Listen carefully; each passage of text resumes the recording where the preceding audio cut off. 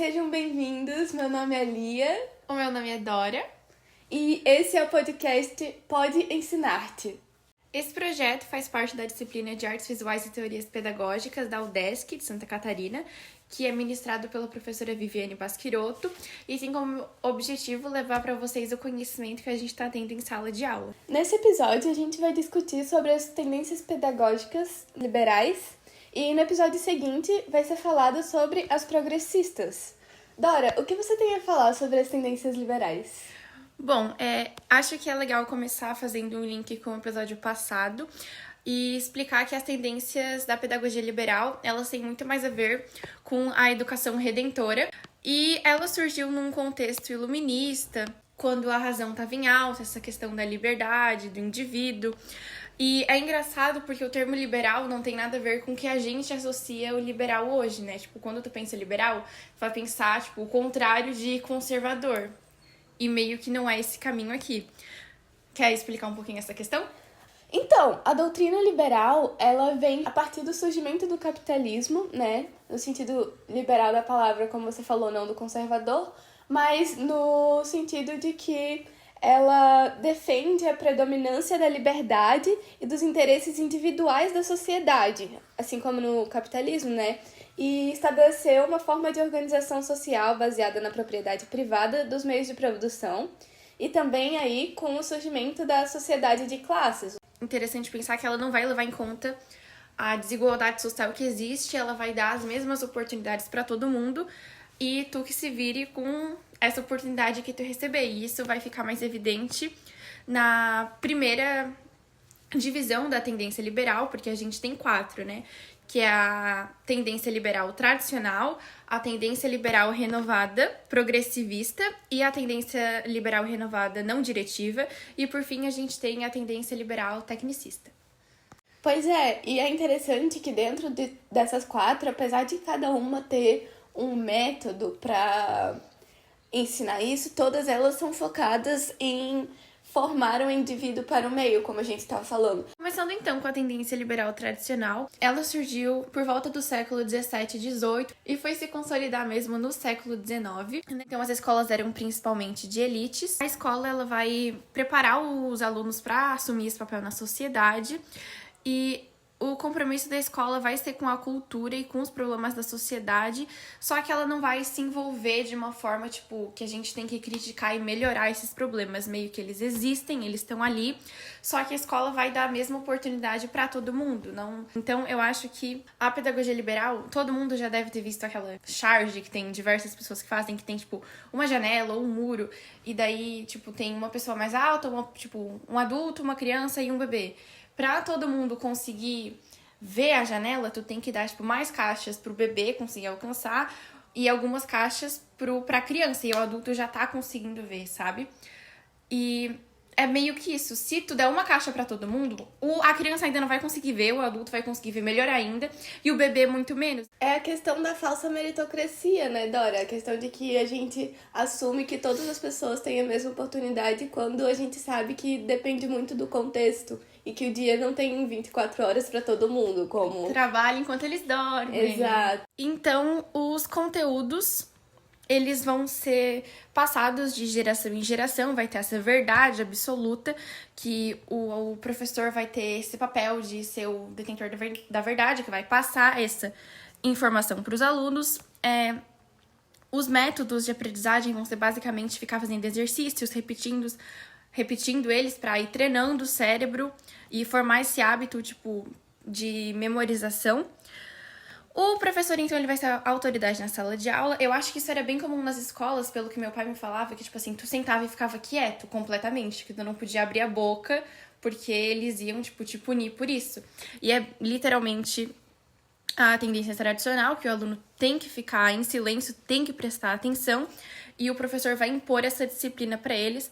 E os conteúdos, eles vão ser organizados, tipo, de uma forma lógica para o adulto, não para a criança. Então, eles meio que tratam as crianças como mini adultos, mas ela conseguiria aprender, porque se é lógico para um adulto, é lógico para uma criança. Então, ignora completamente as fases de aprendizagem da criança, a idade delas, é meio que tudo a mesma coisa.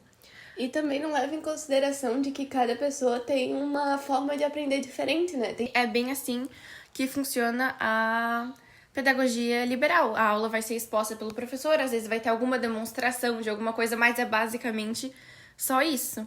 Ela é a mais comum nas nossas escolas atualmente, por isso que, tipo, eu tenho contato com ela, meu pai teve, a Lia teve, e a maioria das pessoas também teve, porque ela é a mais disseminada no Brasil. Então, sobre a tendência liberal renovada progressivista, ela vai um pouco em combate a essa questão da tendência que a gente falou anteriormente. Ela não tem tanto essa verticalização da relação professor-aluno, e ela é uma tendência que ela assume que a finalidade da escola é adequar as necessidades individuais ao meio social. Então, basicamente, ela tenta recriar as questões que o ser humano vai ver na vida em sociedade dentro da escola para que o aluno possa aprender com isso. A questão dos conteúdos não é tanto o foco, sabe? Os conteúdos técnicos, científicos, essas coisas. É uma tendência que ela é mais focada no aprender a aprender, formar um indivíduo capaz de aprender por si só o que ele precisa. Então, foca mais em formar outros aspectos do ser humano. Fazer com que o aluno tenha uma interação entre as estruturas cognitivas do indivíduo e as estruturas do ambiente. Sobre a questão dos conteúdos de ensino, como eu falei, eles são estabelecidos na função da experiência do que o sujeito vivencia frente aos desafios cognitivos e situações problemáticas. Então, a escola ela meio que tem que criar uma situação-problema em que o aluno tenha interesse, né, tem que vir do estudante, e a partir dessa situação-problema, ele tem que, por si só, achar meios de lidar com isso. E o professor, ele tá ali não como alguém que vai dar uma aula expositiva, como alguém para transmitir os ensinos, assim, ele tá ali para ser um apoio, para facilitar de forma bem simplista, assim, tipo, dar dicas, mas não para realmente ensinar o aluno, porque ele tem que chegar numa solução por si só. E daí a gente entra muito na questão de que essas escolas muitas vezes acabam deixando muito pro aluno decidir o que ele quer aprender. Existem muitos críticos e muitos adeptos a essa tendência, porque muitos defendem que a gente precisa ter uma base de ensino, de conteúdos para que os seres humanos saibam, né? Mas também tem a questão de que, tipo, o aluno vai querer aprender. Por exemplo, na nossa escola, quando a gente não estava a fim de aprender um conteúdo, muitas vezes a gente não se dedicava, só memorizava o conteúdo, colocava na prova e depois esquecia completamente. Uhum. Então, assim, porque a gente não aprendia, a gente só decorava. Exatamente. Né? Daí essa tendência, ela vai contra isso. E aí o aluno, ele só aprende o que ele quer, basicamente. Então, seguindo, a gente tem a tendência liberal renovada não diretiva, que ela foi idealizada por um psicólogo, muito mais do que um educador, o Carl Rogers. Então, ela é muito mais focada na formação de atitudes, preocupada com os problemas psicológicos e não tanto com os problemas da sociedade ou os problemas pedagógicos que tu teria que aprender. Então, ela é focada, tipo, na mudança interna do indivíduo, para ele se adequar ao ambiente, igual todas as outras que a gente tá vendo aqui. E ele fala que o Carl Rogers, né? Que o resultado de uma boa educação é muito semelhante a uma boa terapia. Os conteúdos de ensino, eles não vão ser pedagógicos, eles vão ser muito mais pessoais. Eles não são obrigados a aprender uma coisa que não vai crescer eles como ser humano, é meio que essa lógica. Então é muito mais desenvolver as relações pessoais, a comunicação, do que a transmissão de conteúdos. O professor chega lá na sala e passa alguma coisa para eles. Então, a educação ela é totalmente centrada no aluno. O professor, como ele vai ser um facilitador, ele tem que ser craque em relações humanas para entender como toda essa dinâmica funciona e poder auxiliar o aluno a se autodesenvolver. E uma coisa que é muito... que contrapõe com o que ele falou, que o professor, na outra tendência, na progressivista, ia estar ali para dar dicas, para ajudar o aluno a se guiar, meio que aqui ele não pode intervir nesse aprendizado, porque é considerado que toda intervenção que o professor fizer é prejudicial, porque ele vai estar, tipo, de certa forma, falando como fazer, porque vai inibir esse processo de aprendizagem do próprio aluno. Então, é muito essa aprendizagem é algo interna, a hipervalorização do eu, né? Porque meio que ignora os problemas sociais, a sociedade em si, de escola que aplica essa tendência, que é a escola de Summerhill, que fica na Inglaterra. E eu dei uma lida no site deles, é tipo assim, muito maluco. Eles não têm Tu não é obrigado a assistir a aula se tu quiser, tu vai a hora que tu quiser, basicamente. E eles têm muito esse incentivo pra artes, pra atividades manuais, que na maioria das escolas a gente não tem. Então, para contrapor todas essas tendências renovadas, a gente vai falar um pouco sobre a liberal tecnicista. Que, assim, num sistema social harmônico, orgânico e funcional, a escola, ela funciona como uma modeladora do comportamento humano. Ela forma seres humanos no quesito de, tipo, ensina para eles como eles devem ser, para que haja essa harmonia e todas essas questões do capitalismo e da sociedade seja atingida, né? E é muito interessante pensar no contexto que essa tendência surgiu principalmente aqui no Brasil, que foi com a ditadura, esse aumento da industrialização. Precisava de gente para trabalhar nas fábricas, precisava de gente para mover esse mercado. E que jeito melhor disso do que ensinar isso dentro das escolas? Tirar a capacidade deles de refletir, de pensar e simplesmente reproduzir o que já tá ali. Então, dentro dessa tendência, a educação escolar compete justamente em organizar todo o processo de aquisição de habilidades, atitudes e conhecimentos específicos, úteis e necessários para que os indivíduos se integrem na máquina do sistema social global. Então é exatamente isso, né? Ela forma indivíduos que têm habilidades que possam movimentar essa máquina do capitalismo.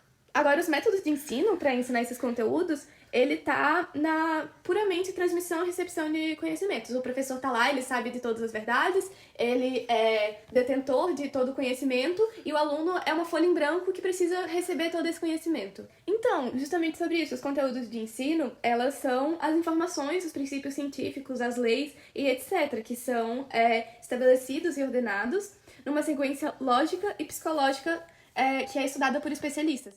Dentro dessa pedagogia, a questão de ensino, ela está puramente atrelada à modificação do desempenho.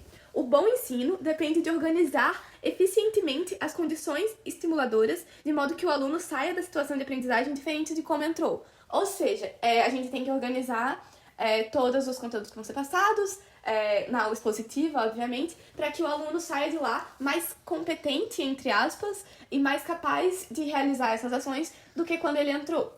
Enfim, essa tendência ela é muito aplicada nos colégios atuais, em conjunto com a tendência tradicional. Como o professor de geografia costumava falar, ele entrava na sala e falava: vocês são filhos da classe trabalhadora e vocês estão sendo ensinados para terem filhos que são filhos da classe trabalhadora. Então ela não é uma tendência que instiga o aluno a ter esse crescimento pessoal e a pensar nem nada disso. Ele é um sistema de ensino que está ali para perpetuar o sistema de classes e tudo isso. E também acho que a palavra do tecnicista hoje em dia está muito ligada com a tecnologia, né? Tem essa visão de que, a minha escola é tecnológica, isso é, muito bom, muito melhor, mas na minha humilde opinião, muitas vezes não é, chega até a ser pior. Então, gente, eu acho que esse episódio fica por aqui. Espero que vocês tenham conseguido entender um pouquinho do que cada tendência fala, que vocês tenham conseguido refletir sobre elas, ter as opiniões próprias e não só continuar reproduzindo o que está acontecendo. Quer dar algumas considerações finais? É isso, esse foi um bate-papo entre nós duas, considerando o que a gente aprendeu e com base na leitura do texto A Filosofia da Educação, do Cipriano Lucchesi, em que ao longo do episódio a gente citou algumas frases do livro para embasar nosso conhecimento. É uma leitura que eu recomendo para vocês, que nesse livro ele traz, além das tendências liberais, várias outras tendências, vários outros aspectos pedagógicos que é importante para a formação. E é isso. Eu espero também que vocês tenham gostado do episódio e fiquem para o próximo.